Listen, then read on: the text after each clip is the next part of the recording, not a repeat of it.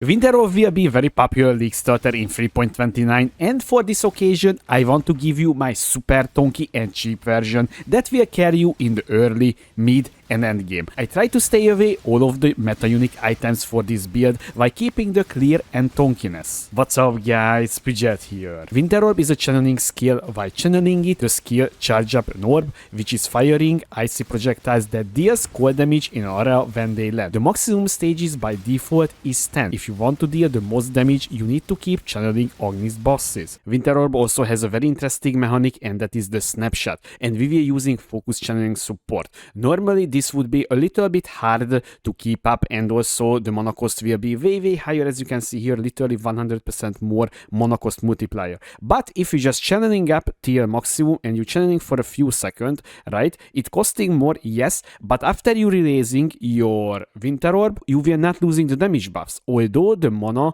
cost getting lost on it. It's very weird mechanic. I don't know unless this is getting fixed before the patch, but the thing is, as you can see here, with that one you can keep up the whole map. So if you never ever letting your stacks drop off, you will always have the very hefty 60% more damage multiplier for this one, while you're not getting the more mana cost multiplier on this one. Only one thing you need to do, and that is not let your stacks fall off. If you somehow letting your stacks fall off, you just literally starting channeling again for a few seconds and just good to go. Why I choosing Elementalist over Occultist or even Assassin?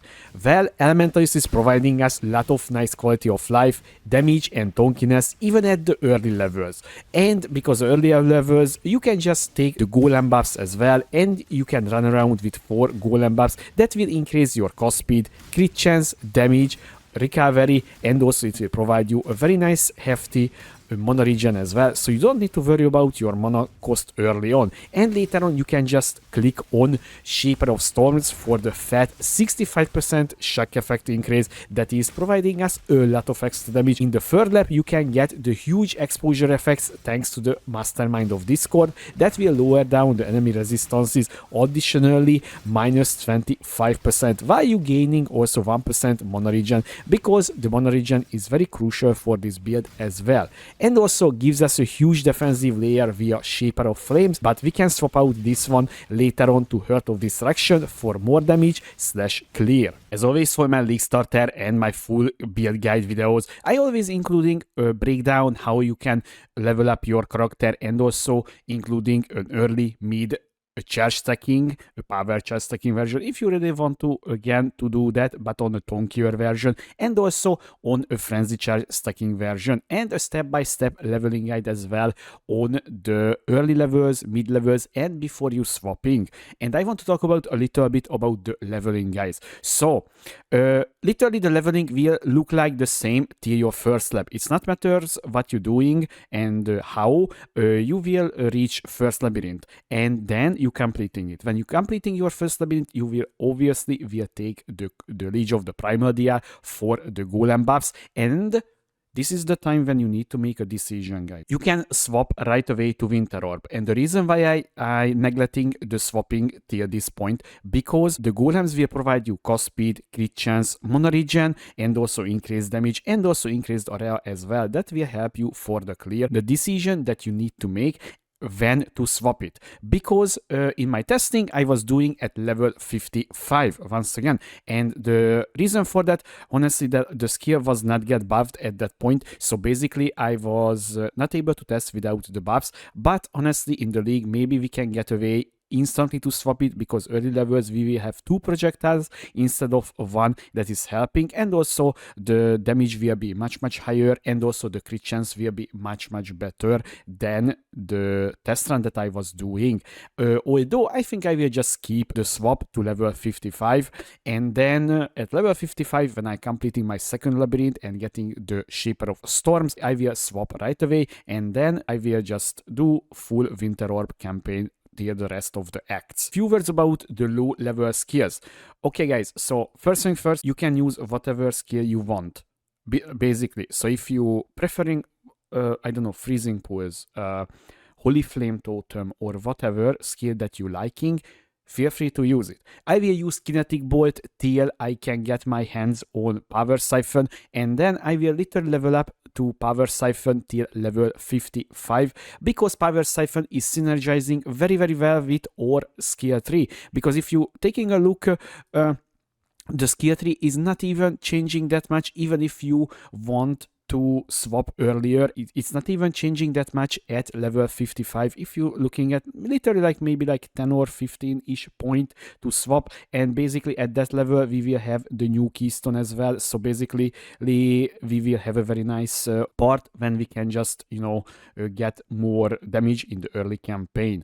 And basically this is how I will do, guys. And I want to talk about a little bit the early game and the mid game version, because I've seen so many people saying this will be super expensive, so they will avoiding it. Well, you don't need to worry about this, because the early game version capable of to do almost like 8 million-ish DPS, and that is using only 2 unique items. Even if I removing this unique item, so like let's say just I don't have unique item here, you can literally see I can with empty slot I still dealing 5.5 million-ish DPS, and the Deodri's Damning Ring is absolutely cheap, like 1k maybe at total, so you don't even need to worry about this one. Now we arriving to the mid game. This is where our damage, you would say it's not going up that much, right? So technically speaking, you're right, but in the meantime you kind of wrong as well, because this is the part when I starting focusing a little bit on tonkiness and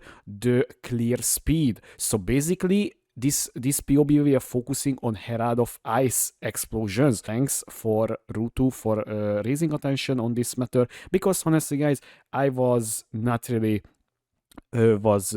paying attention that much on the Herald of Ice damage before, but now I made a version with it, and that is focusing on that one. So basically guys, our Herald of Ice explosion will hit 200k, and this is literally with one single curse up, and without it it's still pretty damn nice. And this will literally clear very easily the blue monsters, maybe even rare monsters as well, the explosion. On signal target, you're not doing that much with that one, but honestly, at this level, you just want to farm more currency for your upgrades. And speaking about upgrades, so as you can see here, I'm not using any sort of meta unique item in this build, and also I'm using a super cheap replica Dragonflight unique amulet, and I'm using the Herald of Ice gem that is providing us +3 level to Herald of Ice, which is pretty damn nice, and it will be pretty cheap, because I've not seen so many people talking about this, so that's why I think this will be a pretty damn good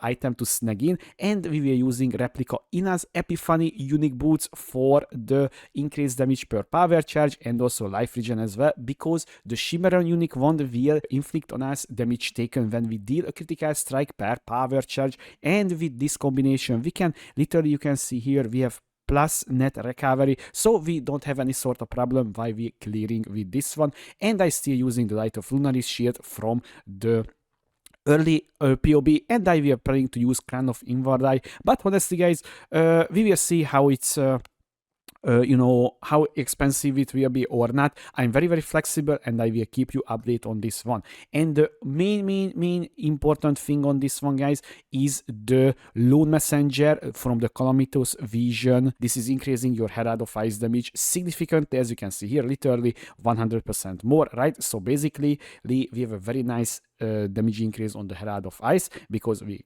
focusing on the clear on this one. And the very important thing on this one, guys, you cannot use any auras. We only allowed to use Temple Shield, Arctic Armor, and basically Herald of Ice. And basically we have a lot of mana spare, so basically we cannot use auras, because the Lone Messenger is disabling any other auras. Your aura skills are disabled, so basically that's why we don't need to use that one. And this version of the build is shock and freeze immune, by the way. And if you getting annoying by the chill effect, you can just use the Soul of the Brine King, and basically you will have chill immunity as well.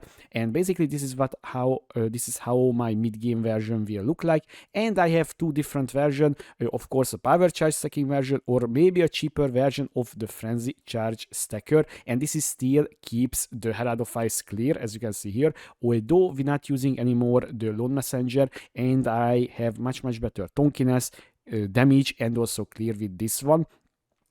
And we have a little bit more unique items going on, so only I think the Badge of Brotherhood will be the meta unique item in this build, and basically that's it, guys. So that's the only thing that we need to worry about it. All of the other stuff is, I think, will be cheap, but we will see, guys. I'm not really liking to talk about how expensive will be or how not. As always, guys, I will stream my whole progression on twitch.tv/Pejat2 and also on my YouTube channel as well. So either way, if you want to follow me on there, I hope you see you there. Good luck on the league start, and I hope you will enjoy the new league, and see you guys on the beach. I hope you enjoyed this video. If you have a question, please leave a comment below, or you can find me on twitch.tv/Pejat2. Thanks for watching. I was Pejat. See you next time.